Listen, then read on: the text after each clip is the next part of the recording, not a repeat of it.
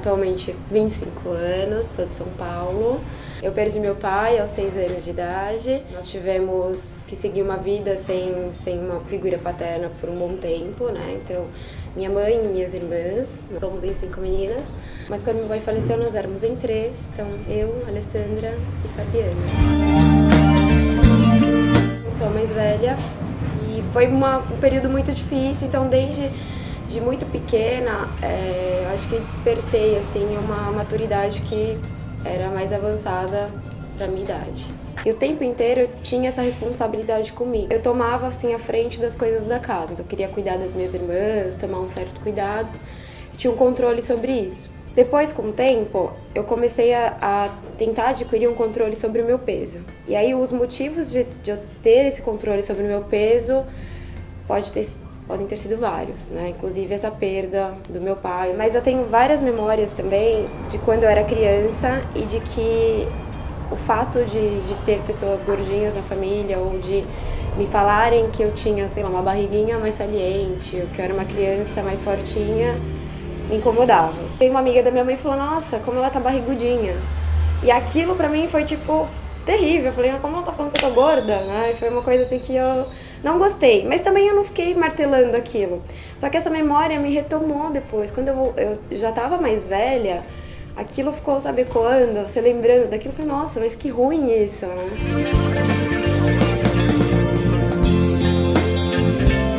E eu jogava muito handball na escola, então entre os 13 e 14 anos eu tava assim no auge do hand. Pra minha idade eu tinha as pernas bem torneadas, eu era forte.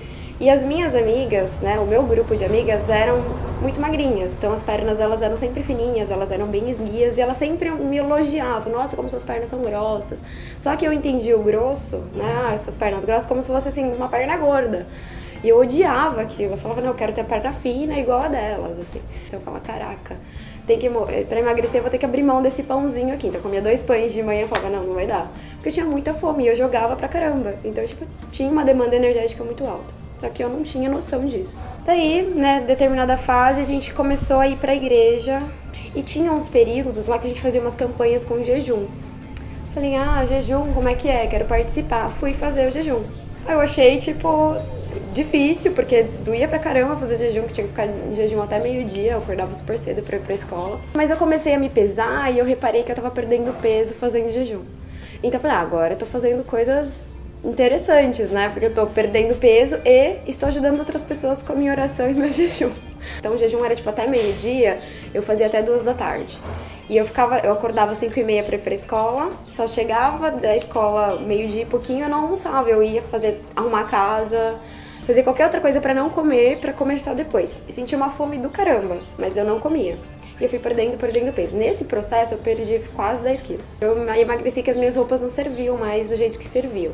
Minha mãe achou que era normal, que era tipo, tá crescendo, deu uma esticada, perdeu peso. Mas todas as meninas da minha sala que eram magras, pesavam 50 quilos, eu tava pesando 40. Tinha dias que eu passava horas de manhã na internet procurando sobre os alimentos, sobre calorias. Depois que eu já tava envolvida mesmo com a doença, eu sabia. Só que eu tinha vergonha de falar disso. Eu achava, tipo, bonito ter os ossos mostrando, aparecendo, assim, aparentes. Só que eu já tava num estado que tava, tipo, aparente até demais. Só que eu achava lindo. Eu sabia que eu estava magra, mas eu queria cada vez mais. E eu tava muito isolada das pessoas que eram as minhas amigas. Meu convívio social reduziu muito, porque tudo envolvia comida. Eu adorava os meus amigos, mas eu não queria sair com eles porque eu tinha que comer.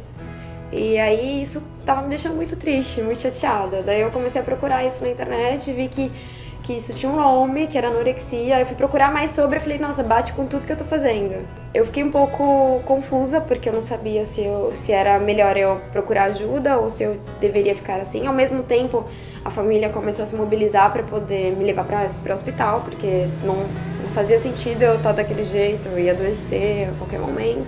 Eu fui internada porque minha função renal estava em 20%, né? Eu estava sentindo muitas dores, eu sentia muito, muito frio.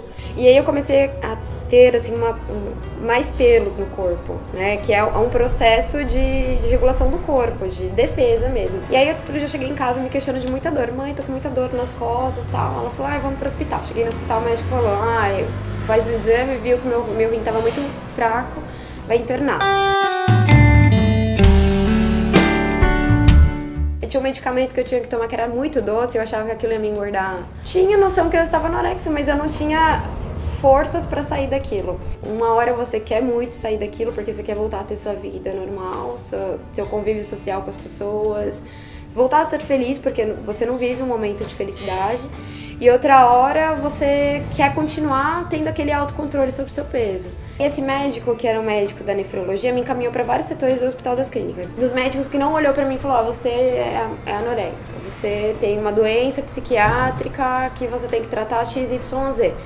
Ele me tratou normalmente e isso me chamou muita atenção, porque quando você é portadora da doença, você se sente muito condenado pelas pessoas, muito julgado.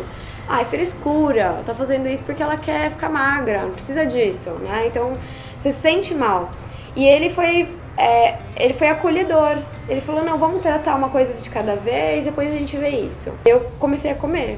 E foi muito difícil, porque era doído ter que comer e ver, assim, você sentir o ganho de peso e ao mesmo tempo aquilo latejando pra você fazer o controle de novo. Não, você não vai fazer, não vai fazer. Todo dia chorando. Teve um dia que eu acordei e eu comi aquilo sem culpa. Então foi assim, sabe quando você se reconecta com prazer em se alimentar? Foi uma coisa meio instantânea, assim, nesse dia. Mas claro, depois de um processo de muitos dias tentando.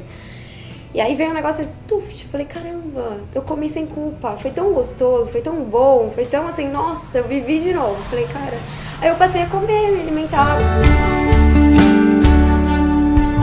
Por ter vivenciado tudo isso, assim, ter tido muito contato com essa questão alimentar, eu quero entender melhor o que é isso, eu quero entender melhor o que é nutrição, o que a gente pode fazer, como é que eu posso ajudar outras pessoas. Eu queria cuidar das pessoas com o meu conhecimento.